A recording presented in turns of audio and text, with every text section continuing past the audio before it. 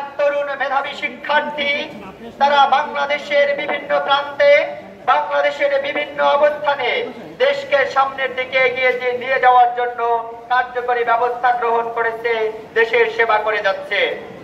কিন্তু বারবার জগন্নাথ বিশ্ববিদ্যালয়ের সেই সম্মানিত শিক্ষকদেরকে অবহেলা করা হচ্ছে, তাদেরকে ন্যায্য সম্মান থেকে বঞ্চিত করা হচ্ছে এবং বহিরাগত শিক্ষকদের মধ্য থেকে উপাচার্য নিয়োগের মধ্য দিয়ে এক স্বৈরতান্ত্রিক ব্যবস্থার প্রতিষ্ঠা করেছে এই জগন্নাথ বিশ্ববিদ্যালয়। জগন্নাথ বিশ্ববিদ্যালয়ের শিক্ষক শিক্ষার্থীরা আর এই স্বৈরতান্ত্রিক ব্যবস্থা মেনে নিতে চায় না। দলীয় কোনো এজেন্ডা বাস্তবায়ন আমরা জগন্নাথ ভার্সিটির সাধারণ শিক্ষার্থীরা মেনে নেবে না।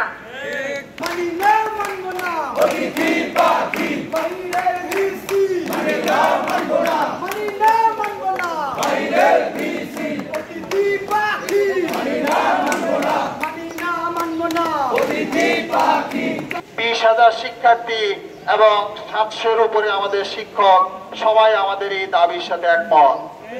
আমরা প্রত্যেকটা অ্যাঙ্গেলে কথা বলেছি, প্রত্যেকটা জায়গায় আমাদের মেসেজ দিয়েছি, আমাদের শিক্ষকরা কেউ দ্বিমত করেন নাই। আমরা শিক্ষকদের এই পজিটিভ সেন্টিমেন্টকে নিয়েই আমাদের এগিয়ে যেতে হবে। আমরা আমাদের দাবি আদায় করে ছাড়বো ইনশাআল্লাহ।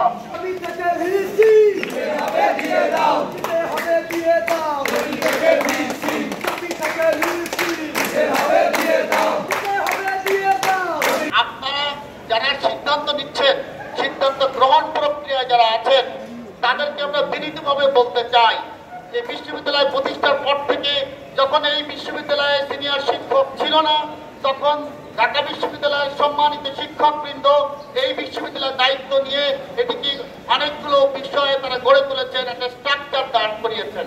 কিন্তু এখন এই বিশ্ববিদ্যালয়ে আমরা গত কয়েক বছর থেকে বলে আসছি, প্রত্যেকজন ভিসি নিয়োগ করার আগে আমরা এই ক্যাম্পাস থেকে এই কথা বলা হচ্ছে, অনেক সময় শিক্ষক সমিতি থেকেও এই কথা বলা হয়েছে, অনেক সময় শিক্ষক কমিটি থেকে এটা বলা হয়েছে।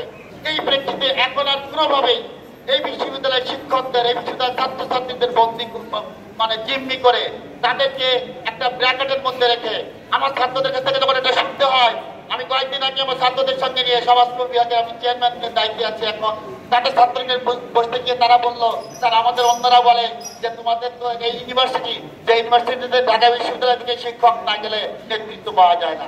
এটা খুবই লজ্জা। কেন আমাদের ছাত্রদের এটা শুনতে হবে? কেন আমাদের এইরকম পরিস্থিতি হবে?